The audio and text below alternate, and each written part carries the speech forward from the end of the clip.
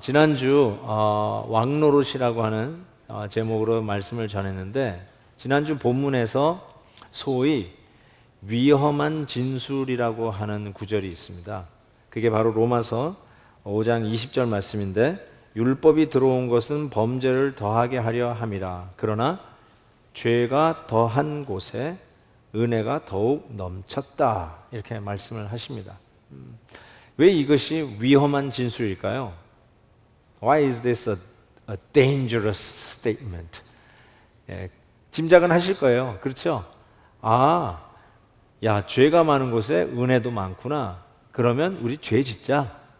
마치 죄를 마음껏 지어도 상대적으로 은혜도 더 커지니까 죄 짓는 거에 대해서 무슨 큰 부담 없이 계속 죄를 짓게끔 격려하는 것 같은 문장이기 때문에 위험한 진술입니다. 그러나 이건 궤변인 걸 여러분은 금방 아실 거예요. 그러나 이런 이야기로 죄를 짓는 일을 정당화하는 일들이 있습니다. 당연히 이런 질문들을 파악하고 있는 바울이 이와 같이 오늘 본문에서 이야기합니다. 그런즉 우리가 무슨 말하리요? 은혜를 더하게 하려고 죄에 거하겠느냐? No, 그럴 수 없느니라. 그럴 수 없다, 이렇게 얘기하고 있어요. God forbid. By no means. 굉장히 강한 부정을 얘기하죠. 절대로 그럴 수 없다. 우리 한국말에는 결코라는 말을 그 앞에 좀 넣었으면 좋겠어요. 절대로, 결코 은혜 받은 우리가 은혜를 더하기 위해서 죄를 의도적으로, 계획적으로, 죄를 진 거를 정당화하는 일은 절대로 없다. No way, 호세 하면서 안 된다라고 얘기하는 것이죠.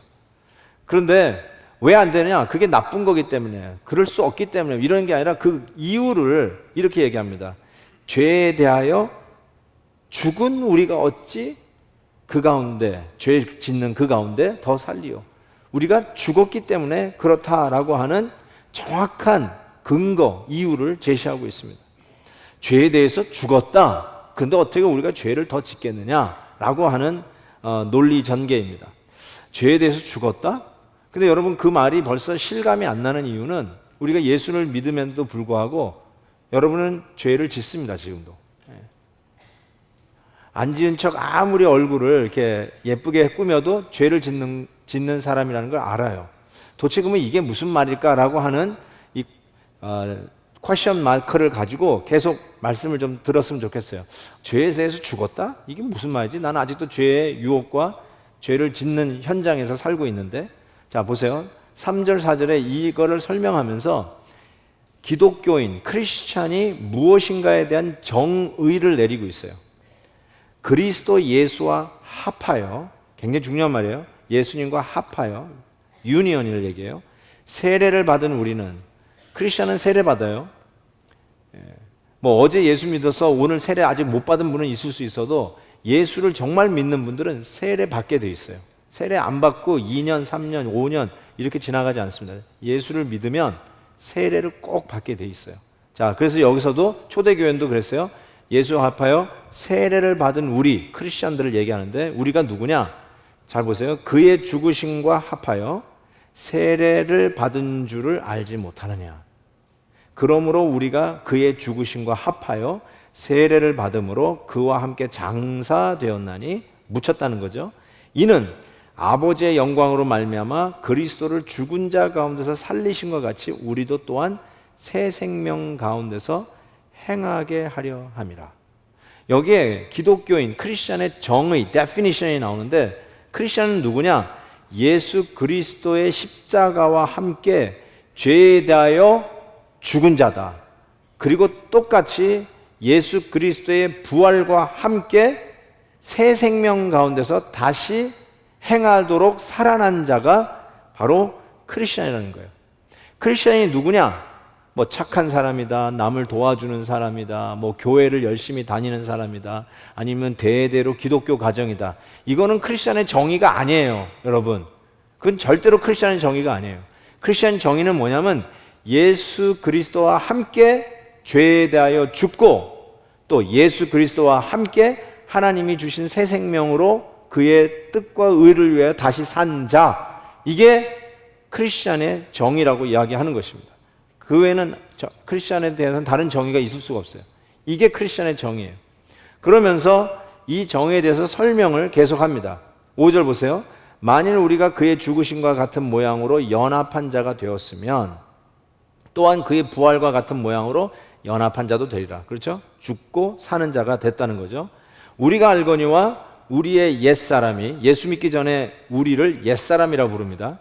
우리의 옛사람이 예수와 함께 십자가에 못 박힌 것은 죄의 몸이 죽어 다시는 우리가, 자, listen, 죄에게 종노릇 하지 아니하려 함이라.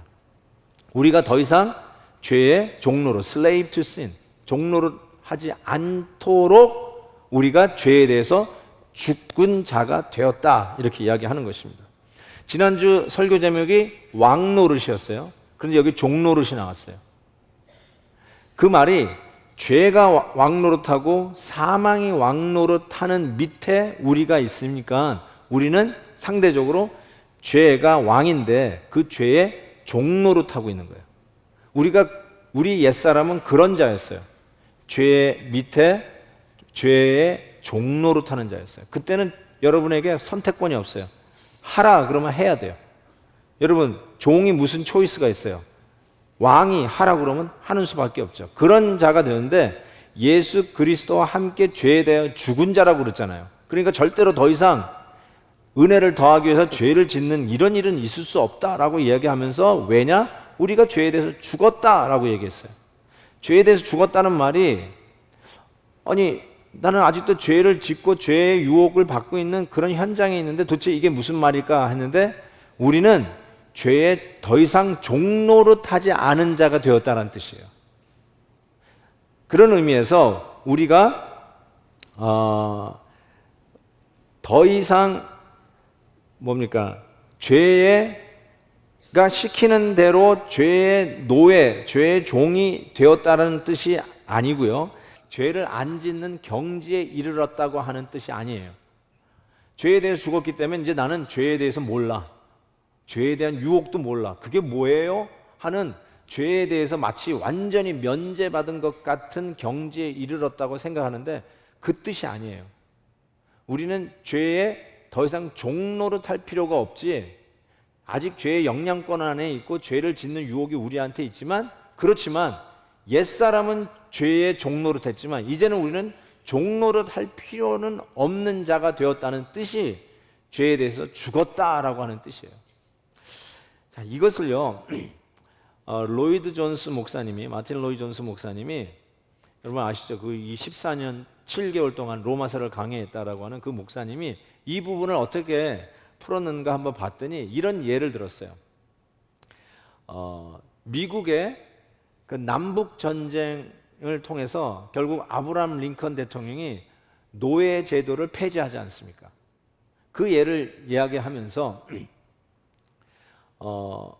전쟁 끝남과 동시에 이제 더 이상 노예는 노예가 아니죠. 그래서 선포해서 여러분들은 이제 자유이다고, 더 이상 노예가 아니라고 선포를 했는데도 불구하고 이 흑인 노예들이 아직 그게 실감이 안 되는 거예요. 그래서 아직도 그 밑에 있는 거예요. 그래서 백인 주인이 나타나면 겁을 내고 또 나를 팔지 않을까, 나를 또 때리지 않을까 하고 나를 또 휘두르지 않을까, 이 겁을 먹는 거예요. 근데 겁을 내지 말라는 거예요. 더 이상 당신은 노예가 아닙니다. You are not slaves anymore. 그러면서 you're free, 자유인이라고. 그게 무슨 말이냐면 이제 마치 우리가 죄에 종살이하고 있었던 우리가 not anymore, 우리는 자유인이라고. 그런데 우리는 아직도 죄가 왕노릇하던 그 습관이 있어가지고, 그 밑에 종살이하던 죄의 종노릇하는 습관이 있어가지고 자꾸 그런 영향권 안에서 있는 습관 때문에 죄의 유혹을 그 비슷하게 계속 받아요. 그래서 죄가 보면 겁도 나고 또 죄에 휘둘리지 않을까 하고 유혹이 되는 그런 현상이 왜 일어나느냐? 바로 아직 내가 그리스도 안에서 죄에 대해 죽었다라고 하는 이것이 실감이 안 나는 거예요. 우리는 크리스찬으로서 예수님과 더불어 죄에 대해서 죽었고 다시 예수님과 더불어 의에 살았는데도 불구하고 아직도 죄가 왕노릇하는 곳에서 종노릇하는 것 같은 기분이 든다는 거예요. 근데 여러분, 종노릇 할 필요 없다는 거예요.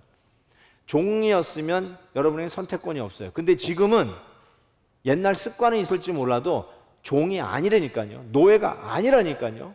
그거를 지금 사도 바울이 로마에 있는 성도들에게 얘기하는 거예요. 너 알지 못하느냐? 더 이상 종로로 타지 마라.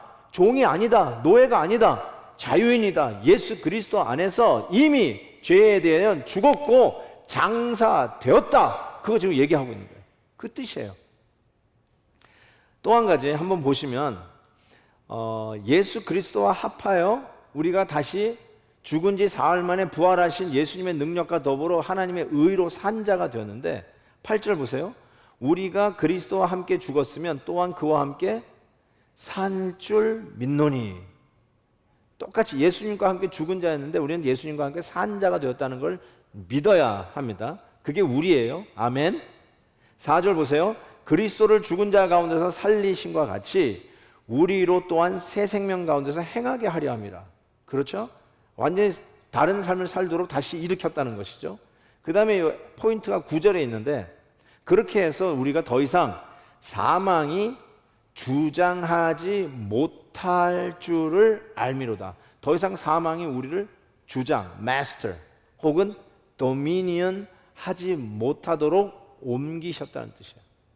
여러분, 사망이 왕노릇하던 옛사람, 우리들의 옛 자아가 사망 밑에서 종살이하고 있었어요. 종노릇하고 있었어요.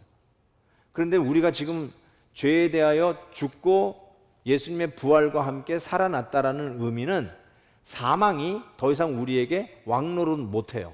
그래서 그걸 뭐라고 쓰냐면 사망이 우리를 주장, 도미니언 하지 못하도록. 이 단어가요, 왕이 다스리는 게 도미니언이에요. 그러니까 왕이 다스리는 영역이 있잖아요. 여러분이 한국에 있으면 한국 대통령의 그 다스림의 영향권 안에 있잖아요. 근데 우리는 지금 미국에서 있으니까 그 치안법이 우리에게 적용이 안 되지 않습니까? 우리가 여기에 있으니까.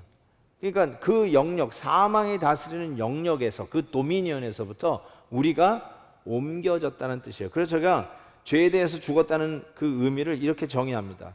죄의 유혹을 더 이상 받지 않는 상태가 되었다는 뜻이 아니라 주장하지 못하게, 즉 죄가 왕노릇 못하는 영역, 도미니언으로 옮겨졌다는. 그래서 제가 여기다 하나 더 썼어요. 이민시켰다는 뜻이다. 이민이라는 개념을 제가 썼는데 이게 기가 막히게 맞아떨어져요. 우리가 한국에 있다가 미국으로 이민 왔잖아요. 혹은 뭐 공부하러 왔다든지 연수하러 왔다든지 여기에 나와 있다라는 이 완전히 이민 왔잖아요. 저도 이민 와서 저도 미국 시민이 됐잖아요. 한국에서 산 것보다 미국에서 산 게 훨씬 더 많은 세월을 여기서 살았고 또 저는 미국 시민이에요. 법적으로 제가 생기기는 한국 사람같이 생겼지만 법적으로는 제가 미국 사람이잖아요. 자, 그렇다면 한번 얘가 꼭 맞는 예는 아니지만 별로 기분 좋은 예는 아니지만 이렇게 생각해 봅시다. 우리가 옛날에는 한국에서 살았어요. 한국 영역, 한국 통치, 한국 왕의 다스림의 영역 속에 살았어요. 그런데 이 예수 그리스도와 함께 죽고 예수 그리스도와 함께 살았다고 하는 이유는 아까 얘기한 대로 그 영역, 옛날에 있었던 영역, 다스림을 받는 영역에서 다른 영역으로 이민 왔다는 뜻이에요. 그래서 우리가 마치 미국으로 이민 왔다는 거죠. 뭐 한국이 사망이 다스리는 그런 나라가 됐다는 게 아니라 예를 들자면 그런 거예요. 이민 왔어요. 그러면 이 나라에서 이 나라 문화와 이 나라 방식으로 살아가고 더 이상 이전의 나라의 방식대로 그 통치와 그 다스림 속에 살 필요가 없어요. 이제는 새 나라에서 새 방식으로 살아가도록 우리가 이민 왔단 말이에요. 이곳에. 그리고 미국 시민이 됐어요. 그런데도 불구하고 죄는 항상 나에게 있어요. 죄 유혹이 항상 나를 엄습해요. 오늘도 어쩌면 그 죄 문제 가지고 지금 갈등하고 있는 분이 틀림없이 계실 거예요. 아니, 내가 예수 믿고 살아가는데 왜 우리 가정은 이렇고, 내가 예수를 믿고 뭐 집사, 직분도 받고 그러는데 왜 나는 정말 창피한 죄를 짓고 살아가는가? 다음 주에 제가 이 죄 문제를 좀 더 깊이 다루겠습니다. 왜 크리스찬들이 죄를 짓고, 왜 크리스찬들이 음란해지고, 왜 크리스천들이 하지 말아야 할 일들에 빠지는가?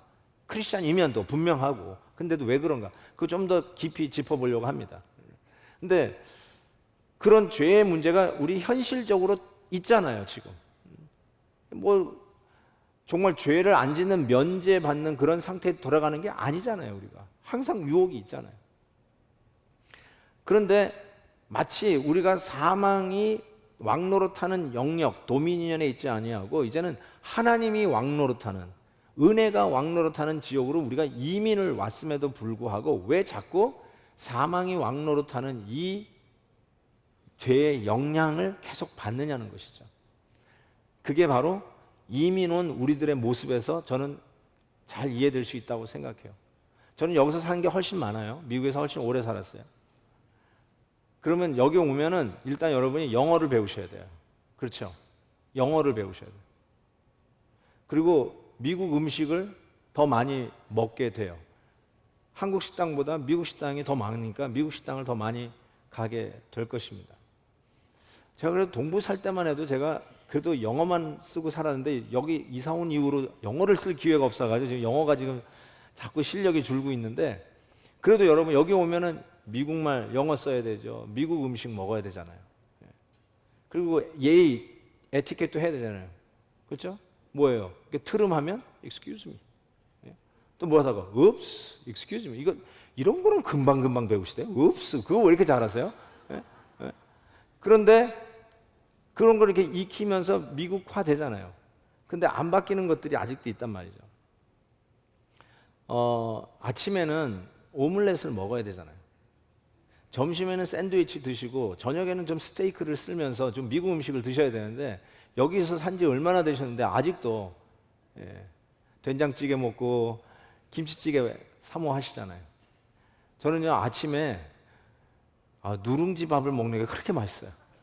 아침에 누룽지 팍 끓여가지고 그 밑반찬하고 이렇게 먹으면 속이 후련해지고 밥 먹은 것 같아요.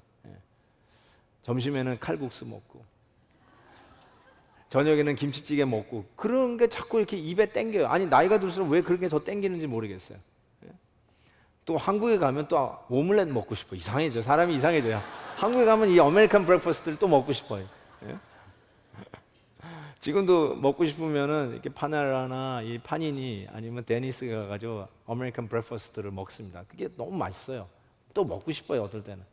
그런데도 불구하고요, 아직도 한국에서 살던, 한국에서 자라온 습관이 있어요. 그래서 한국 음식이 땡겨요.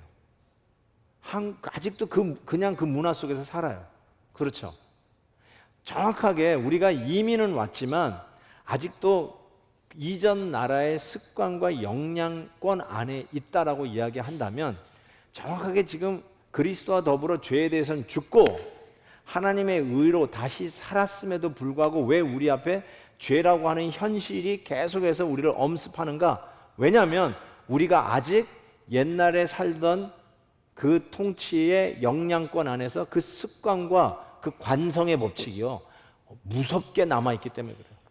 이거는 끝나지 않아요.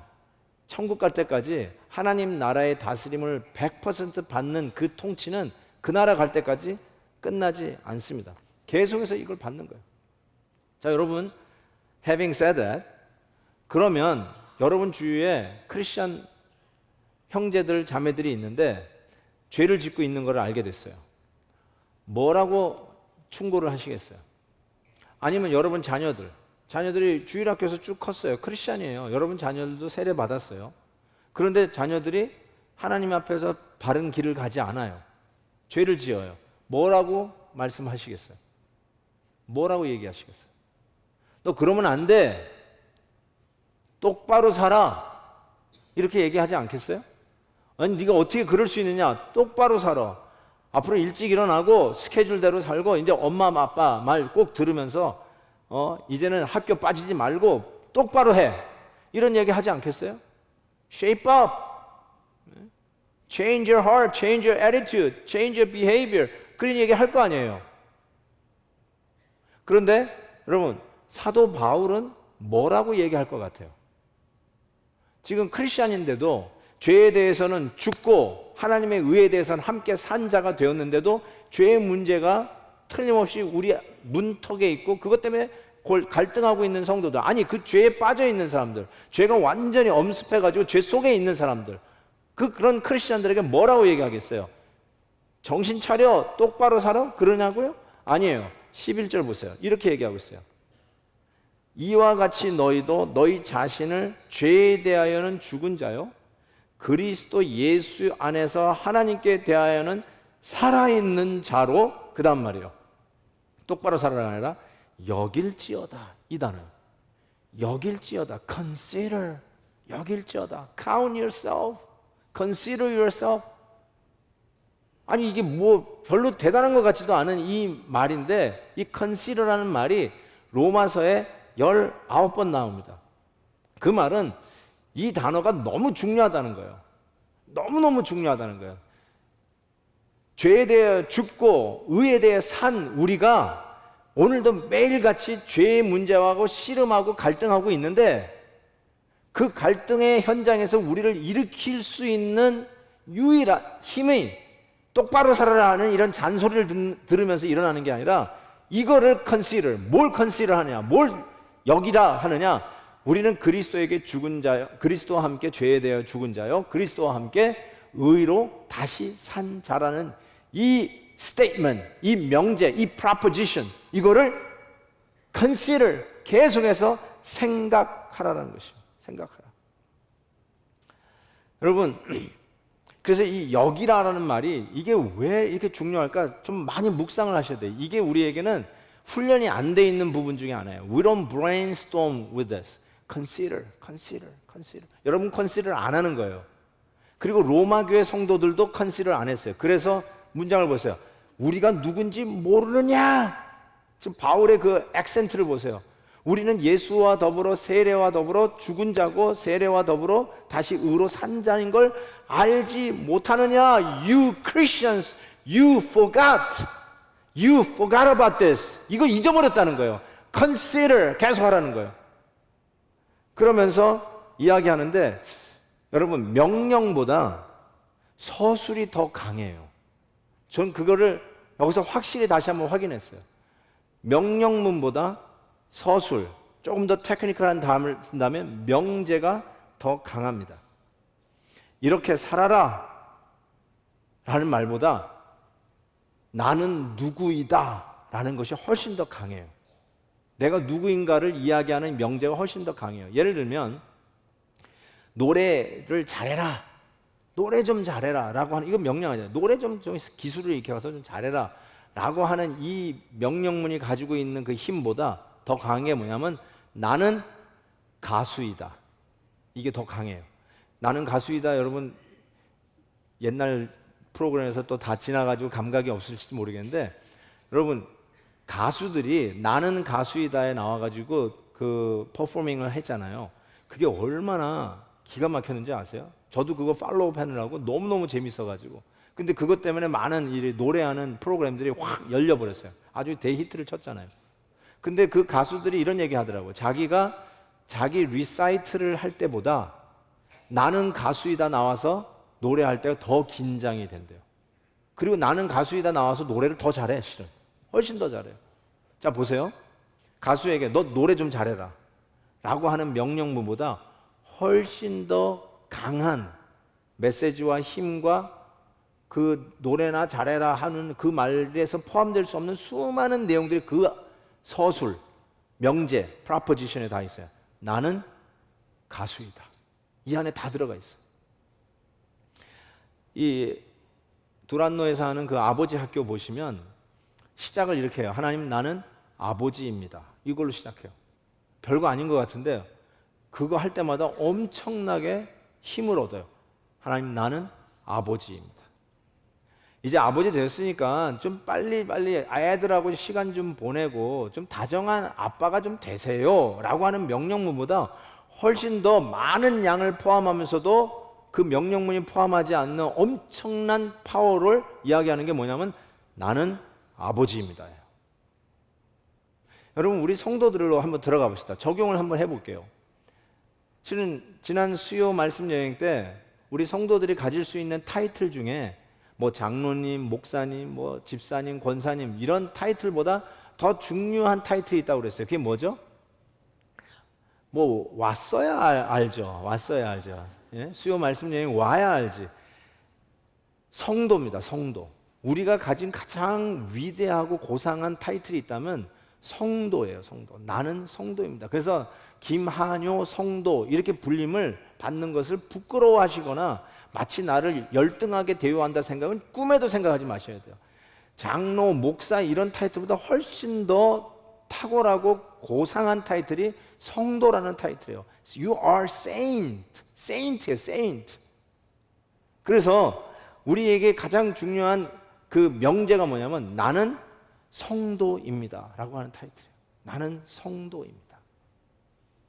죄악의 유혹이 나를 엄습할 때, 죄악이 같이 놀자고 내 문 앞에서 놀 때, 야, 뭐 그런 양심 잠깐 눈 찔끔 감고 같이 잠깐 즐기자 라고 하는 유혹이 나한테 올 때, 그때 어떻게 이겨야 되냐면 야, 똑바로 살아라 이런 말보다, 정신 차려 이 말보다 더 중요한 게 뭐냐면 나는 성도입니다 라고 하는 이 명제가 더 큰 위력을 발휘한다는 거예요.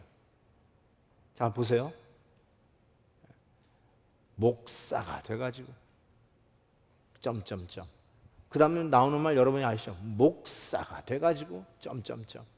똑같이 얘기하세요. 장로가 돼가지고, 교회 집사가 돼가지고, 집만 사면 집사냐? 집사가 돼가지고. 여러분, 그걸로 행동 바꾸는 사람 봤어요? 절대 행동 안 바뀌어요. 근데 그것보다 더 강력한 명제가 있어요. 나는 하나님을 믿는 성도입니다. Do you feel it? 저 파워가 느껴지세요? 아니면 전혀 못 느껴요? 나는 성도입니다. 이 말에 아무 감각이 없거나 아무 느낌이 없으시면 이유는 딱 하나예요. 성도가 아니기 때문에 그래요. 여러분, 결혼도 안 한 총각, 애도 없는 총각에게 나는 아버지입니다. 이게 무슨 의미가 있어요? 아무 의미가 없죠. 성도에게만 나는 성도입니다가 의미가 있어요. 진짜 성도, 성도의 정의를 어떻게 내렸어요? 예수와 함께 죄에 대하여 죽고 예수와 함께 하나님의 의로 다시 산 자. 이게 성도의 정의예요. 나는 성도입니다. I am a Christian. I am a God-believing Christian. Bible-believing Christian. 나는 성경을 믿고 하나님을 믿는 크리스찬입니다.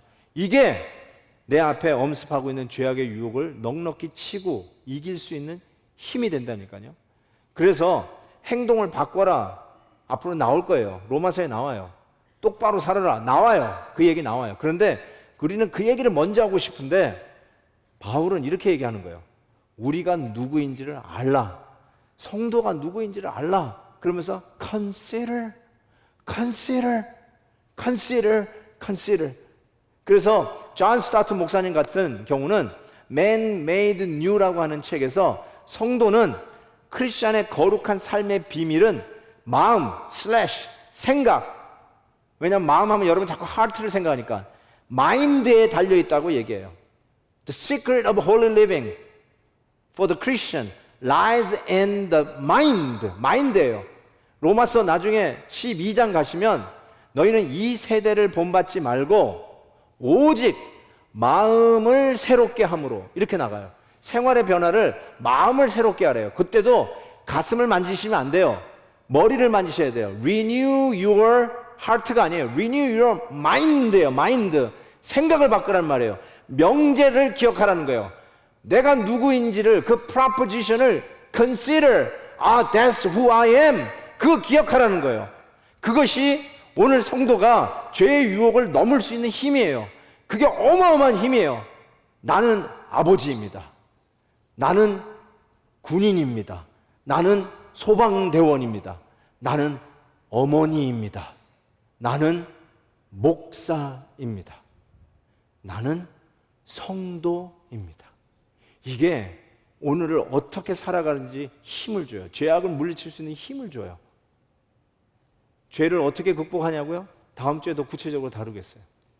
오늘 다시 한번 내가 그리스도 안에서 죄와 더불어 죽고 하나님의 의와 더불어 다시 산 자라고 하는 이 명제를 consider, 기억하시고 마음속에 새기시고 행동으로 옮기시고 가치관의 변화를 체험하시고 살아가야 할 새로운 목표와 죄악의 유혹이 있어도 거룩하게 살도록 힘주시는 나는 예수와 더불어 죽고 예수와 더불어 산 성도입니다. 이 명제를 기억하시는 저와 여러분 되시길 바랍니다. 찬송하겠습니다. 한번 이 명제를 생각하면서 야, 내가 이런 사람이구나 생각하면서 죄에서 자유를 얻게 하면 보혈의 능력 주의 보혈, 시험을 이기는 승리되니 참 놀라운 능력이로다 하면서 한번 1절 2절 한번 말씀을 새기면서 불러보겠습니다.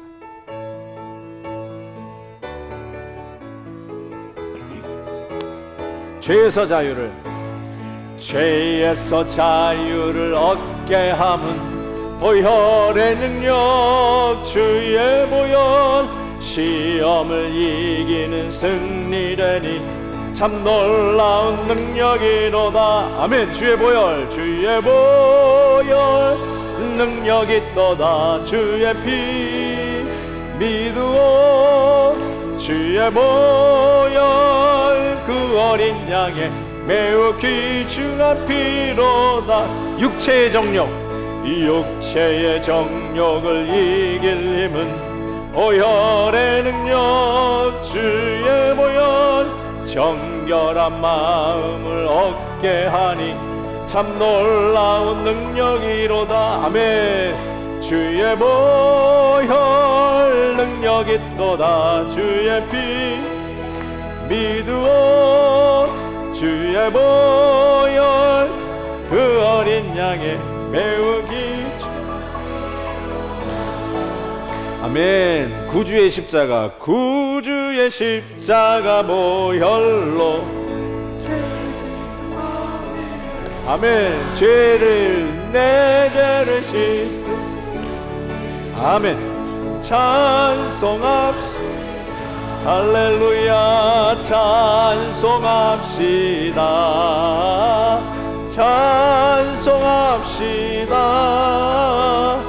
내 죄를 씻으신 주 이름 찬송합시다. 죄악을 속하여 주신 주 내 속에 들어와 계시네. 십자가 앞에서 주 이름 아멘. 찬송합시다.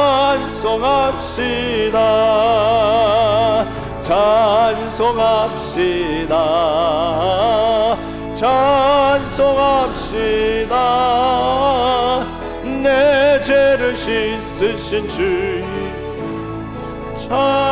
찬송합시다. 기도할까요? Let's pray. 기도합시다. 고개를 한번 숙여보시고요.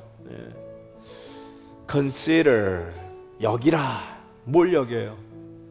여러분이 지금 죄악 가운데 계세요? 유혹에 엄청난 공격을 받고 계세요? 죄 때문에 너무 힘들어 하시는 분들 계세요? Consider. 뭘 consider해요? 여러분 죄에 대해서 죽은 자이고 다시 예수와 함께 의로 부활한 자입니다. 그게 여러분의 신분이에요. 그게 여러분이에요. 마치 이미 자유했는데도 아직도 종살이하고 있는 흑인 노예들, 지금 그 상태에 머물지 말고 자유자다, 나와라, 지금 얘기하시는 거예요. 하나님께서 오늘도 우리에게 주셨는데 하나님의 다스림의 영역에 있는데 죄의 다스림의 영역으로 자꾸 끌어당기는 그 유혹을 물리치고 하나님의 다스림을 받는 자가 되어라. 여러분의 명제를 기억하세요. 내가 누구인지를. 그러면서 선언하세요. 나는 자유자다. 나는 성도이다. 나는 크리스찬이다. 예수와 함께 죽고 예수와 함께 산 자이다. 그것이 여러분에게 힘이 되고 능력이 될 것을 믿습니다. 우리 같이 한번 죄악을 뿌리치고 다시 주님 앞에 서는 단단 결단의 기도가 있기를 바랍니다. 기도하겠습니다. 하나님 감사합니다. 오늘도 우리에게 이 힘과 능력을 주시니 감사합니다. 죄로부터 자유케 하옵소서. 우리를 엄습하는 육체와 죄의 정욕에서부터 이기게 해 주옵소서. 주님이 나와 함께 십자가에서 우리의 죄를 못 박으시고 주님이 나와 함께 다시 장사 지낸 바 사흘 만에 부활한 능력으로 하나님의 의로 산 자 된 것을 믿습니다. 내가 누구인지를 늘 기억하게 하시고 항상 이 말씀 속에서 힘을 얻게 해주시고 내가 누구인 이 정체성을 가지고 넉넉히 우리 앞에 있는 죄악의 유혹도 이기는 자 되게 하여 주옵소서. 주의 보혈 십자가의 능력 하나님 믿사오니 우리를 힘있게 하시고 세우시고 소중하게 구별하여 주셔서 하나님의 귀하고 놀라운 영광 위에 사는 자 되게 하여 주시옵소서. 감사합니다. 예수님의 이름으로 기도하옵나이다. 아멘.